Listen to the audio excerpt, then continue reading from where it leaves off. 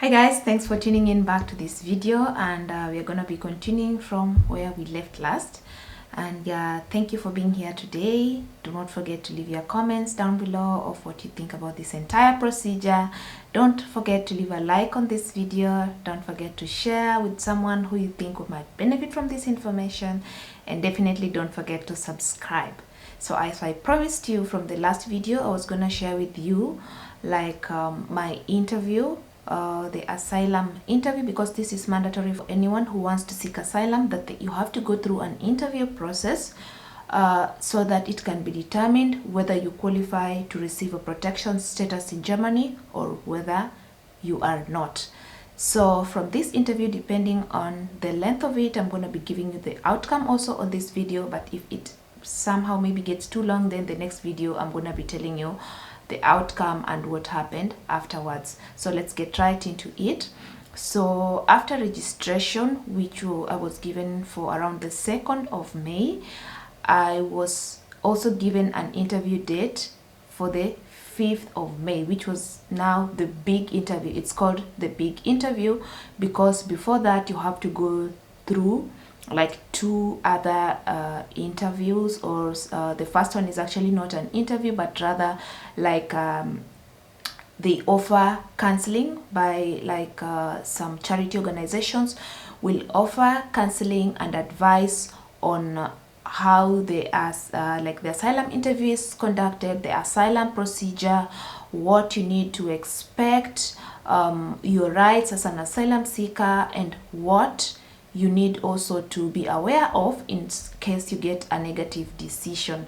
So on the day of the registration, I was given a form that I had to go through, like some steps, some clearance steps, and at the end of these steps, then you're given pocket money, because as a camp president you're entitled to a pocket money of around €5 per day from the day that you start living in the camp as whatever, as a refugee or as an asylum seeker.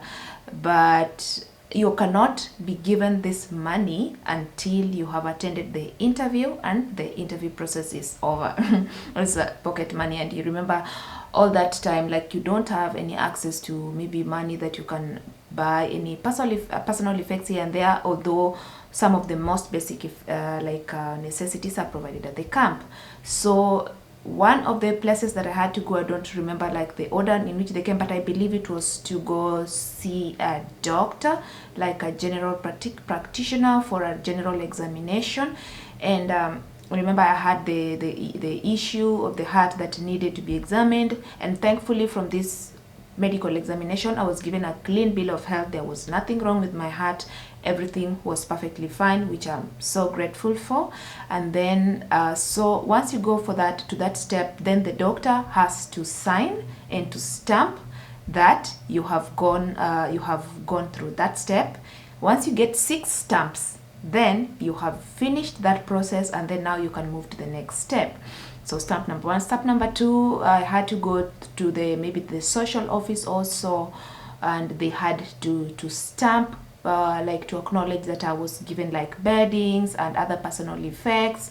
I also had to go through, of course, the interview procedures, the first interview, the second interview, and also the counseling. All I had to get stamps.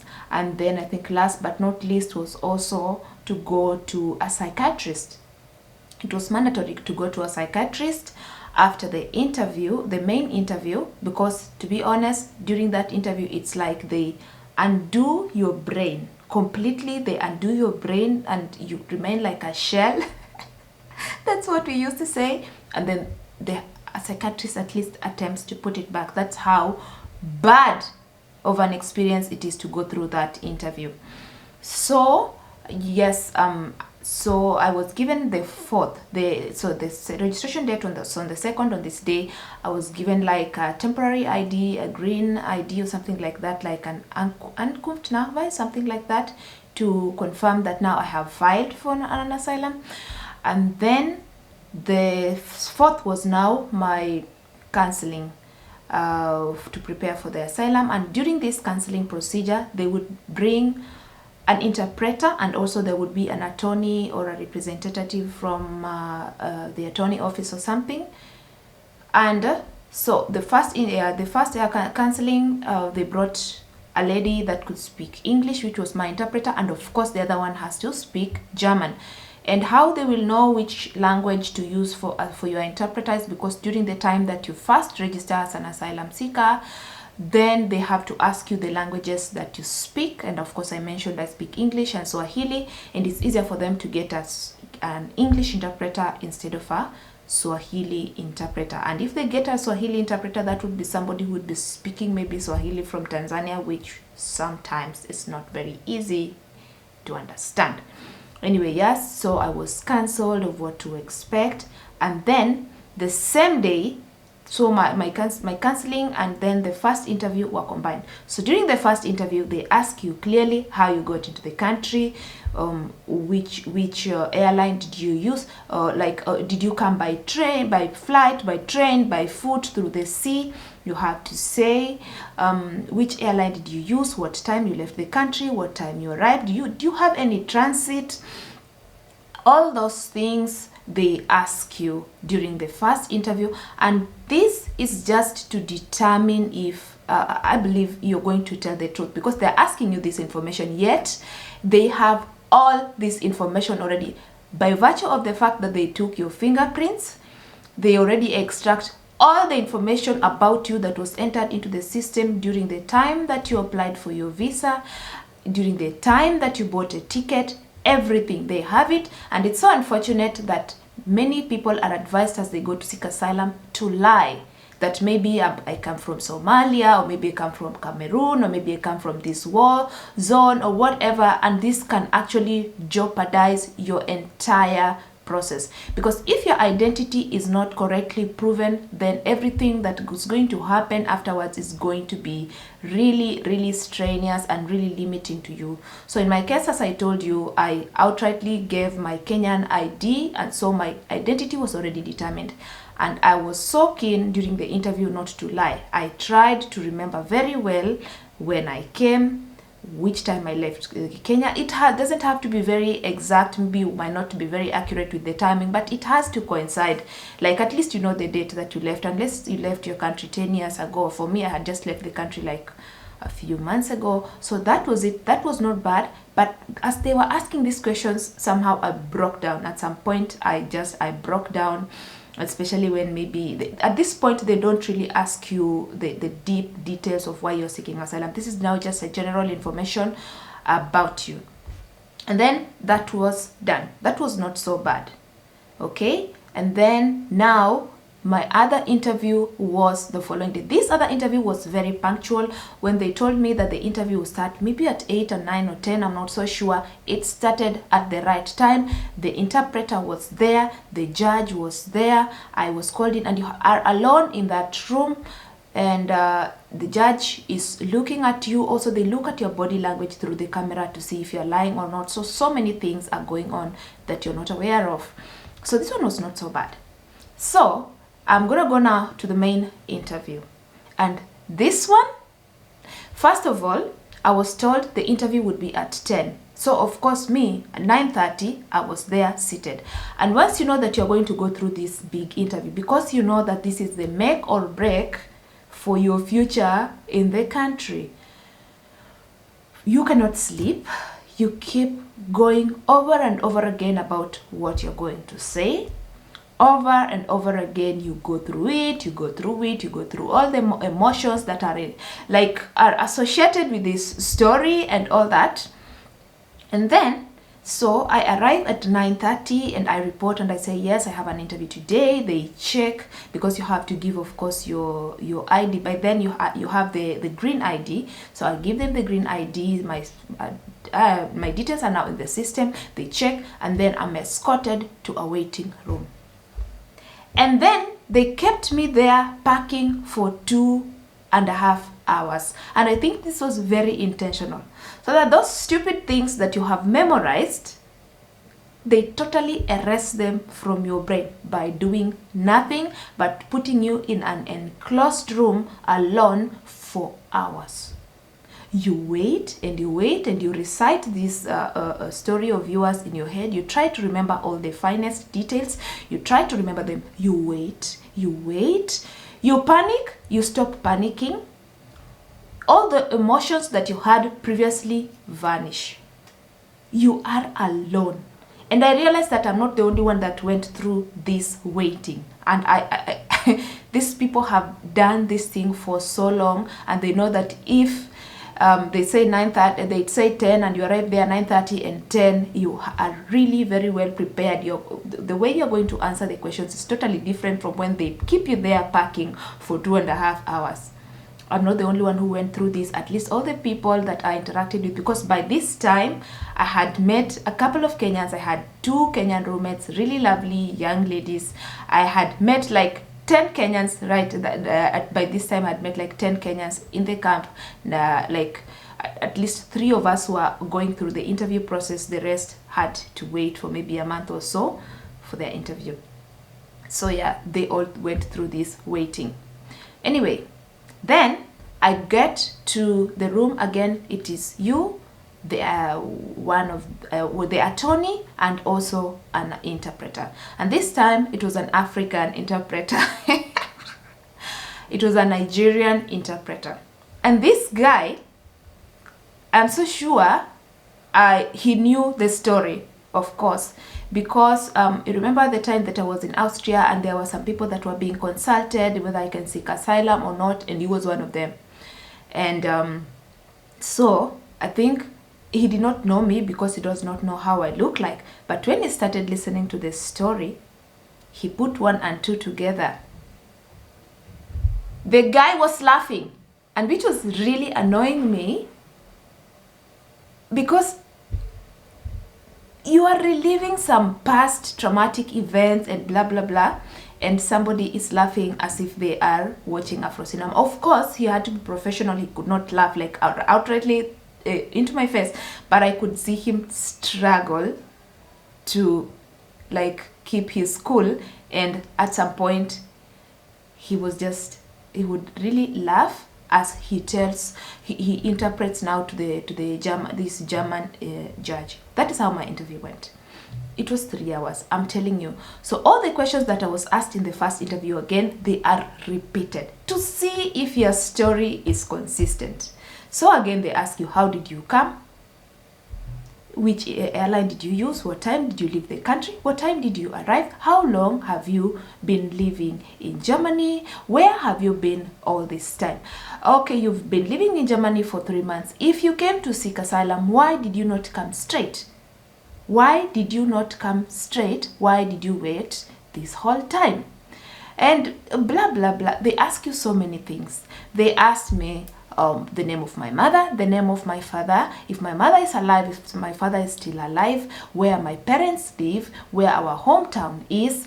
They ask about the siblings. How many siblings do you have? Where do they live? Do you have any sibling in Germany, or you have anyone like living in the, like you have to tell them all the details, because they have a way of finding out.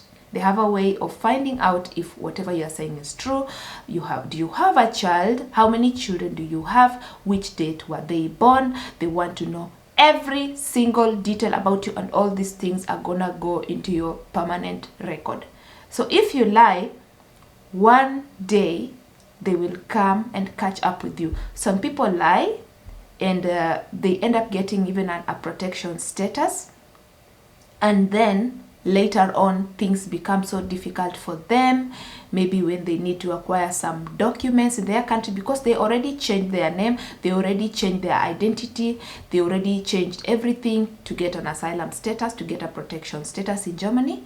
And then now they have a different name in Germany, they have a different name in their country. If they are told to obtain some documents in their country and bring maybe for marriage, or bring maybe for their children, then it becomes a totally complicated process. So that's why if somebody asks you to lie just to get a protection status, don't do it. So yes, I was asked all these questions. There was no tears that were coming this time, because as I told you, they erase all your emotions, they erase all your story, they erase everything. They will ask you some very confusing questions, they will twist these questions, they will challenge everything that you say. So you want to tell me this, you say this, and they say, okay, but you said this. Okay, so you want to tell me this is possible? Okay, and what? Okay, if this was going on, did you report to the police? And what did the police do? Blah blah blah. And they have the records. They know how like your government reacts to every situation. If you say that there is war in your country, or maybe if you say that this and this and this is going on in your country, they are able to check the headlines and to see, did this thing make headlines? Was this such and such a story reported? They know everything. You cannot fool them. Yeah, some people are very professional and they manage to fool the system, but as I tell you, later on it comes biting back. For me, before I went to that interview, I said, God, you put the right words in my mouth. Whatever I'm going to say, whatever is going to come out of my mouth, let it be inspired by you. If they are going to take it, let them take it. If they are not going to take it, God, it's all in your hands. So I told them my truth. 3 hours. Questions here, questions there, questions here, questions there. And then now, after I finish, and at that point, this guy is actually acting like your enemy. By the time you leave there, you're so drained because he's trying to make you look like you're lying. What are you saying? No, no, no. And he's saying, you know, if you lie to me, this is what I'm going to do. And then, of course, I mentioned the whole story about Austria and I came back and blah, blah, blah. And he said, the thing that he told me at last, he said, I want a copy of your air ticket that you had got to go back to your country. I want a copy of that air ticket. And I want it within 3 days. And if I don't get it within 3 days, then that's going to be a problem. So at that point, my interview was done and I was told, you can go and wait for our decision. I was asked, do you need any water to drink? And then I said, yes. Just given some water. I asked them, can I take it with me? And I said, yes, of course you can. And then these guys remained talking. So I don't know what they were talking about, but of course they know each other. And anyway, so, and usually people get like a decision for their asylum interview after 1 month, after 3 months. It takes really long, but most people get it at least after a couple of weeks. Okay, so me, I was told within 3 days I need to bring this document, this evidence that I had actually bought a ticket to go to my country, but I was not able to do so because of this and that and those. So I was looking all over the place to find a printer to print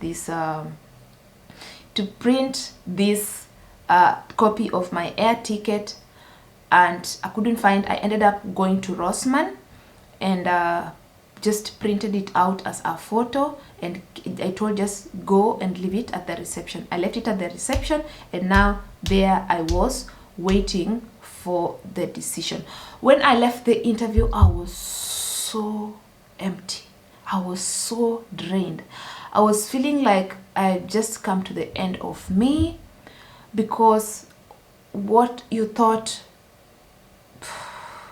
you just say, oh, you thought wrong. And I found like so many like of these Kenyans that I told you that we had met at the camp. They were just waiting for me to hear how like the process went, and I was just telling them, my God, this is not something that you would wish even your worst enemy to go through.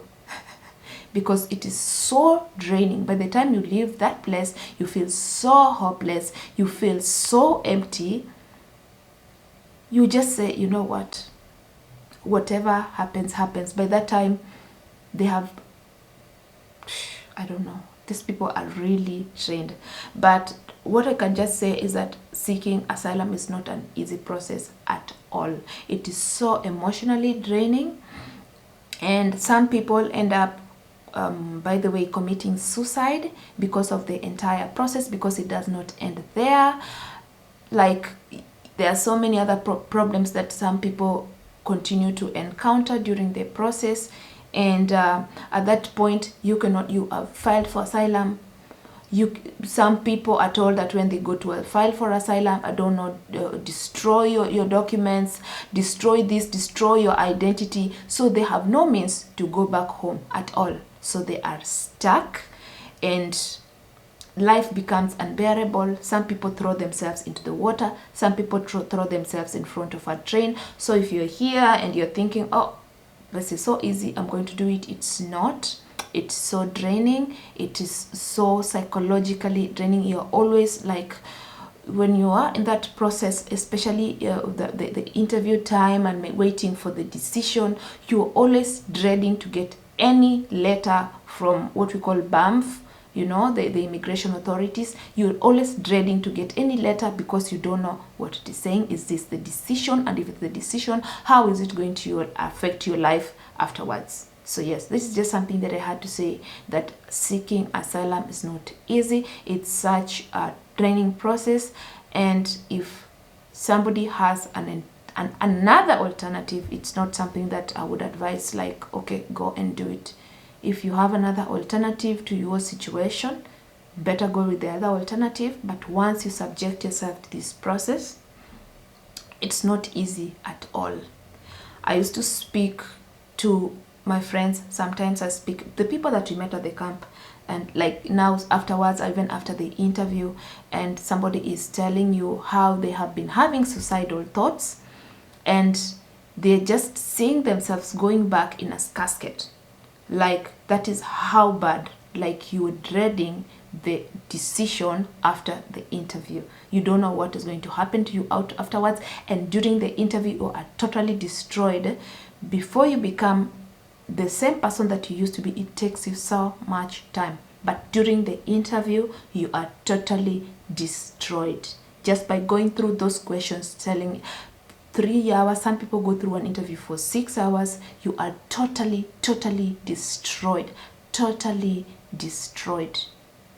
This is just something that I had to say, that don't think that the process is easy. Maybe you're sitting there and saying, oh, this is an alternative. No, if it is not something that you have to go through, if you can solve, if there is another way to solve a problem, don't subject yourself to it. It is not easy. But yes, so many people have also gone through it, and they have come out after some time. People have gone through it, they have come out after some time, they are living here, they are now living their normal lives. But what I can say is that before your life becomes normal, it really takes a lot of time. And maybe that is something that I'm going to be sharing or just in another video, like the things that will make your life not to be normal. Of course, as I said, if this video is going to be too long, then the decision is something totally different, and how it changed my life afterwards, and how I had to go around the entire process. So thank you so much for watching, you guys. If you enjoyed this video up to this point, do not forget to give it a thumbs up, like, comment, share, and I will see you on the next video. Bye bye.